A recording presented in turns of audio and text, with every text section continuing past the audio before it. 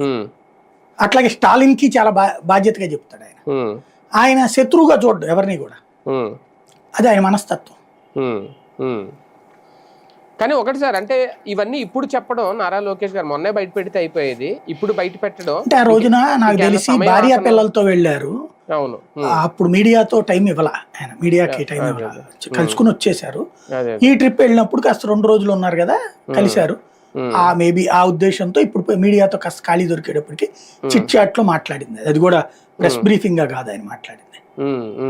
కానీ జగన్ని తలుచుకుంటే 2 నిమిషాలు జైల్లో వేయడం, కానీ కక్ష అయితే ఏమీ లేదు, ఆయన తప్పు చేస్తే శిక్ష తప్పదు. ఏంటిది ఒక ఏమన్నా బెదిరింపా?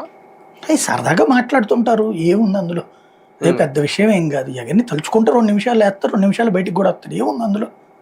ఏదో క్లియర్ కేసులు ఉండాలా దాంట్లో. ఇప్పుడు ఇదివరకు మళ్ళీ ట్రై చేస్తున్నారు కదా, ఇప్పుడు లెక్కర కుంభకోణంలో అట్లాంటిది ఏదో ట్రై చేస్తారు గ్యారంటీగా.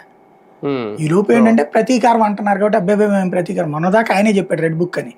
ఓపెన్ చేస్తే వణుకుతున్నాడు, ఒకటికి చెయ్యి ఇరిగింది, ఒకటి గుండు పట్టుకుందని. మేబీ ఇప్పుడు అర్థమై ఉంటుంది, అది కంటిన్యూగా అలాగే వెళ్తే గనక రేపు పొద్దున రెడ్ బుక్కా లేకపోతే గనక ప్రజాస్వామ్యం అని చెప్పి జనంలోకి వస్తాడు జగన్. కాబట్టి ఆ మొక్కను అందుకని నిదానంగా ఇప్పుడు ఈవెన్ మీరు బాబు గారు కూడా చూస్తే మేము కక్ష సాధింపులు కాదు, మా ఉద్దేశాలు అది కాదని చెప్పడం బిగిన్ చేస్తున్నారు క్రమంగా.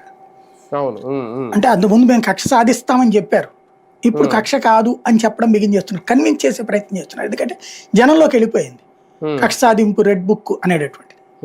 ఇప్పుడు వీళ్ళు జగన్ తిడుతున్నారు కదా, అదేదో రఫ్ అని, రెడ్ బుక్ తో చేస్తానంది ఏంటి, అంతే కదా.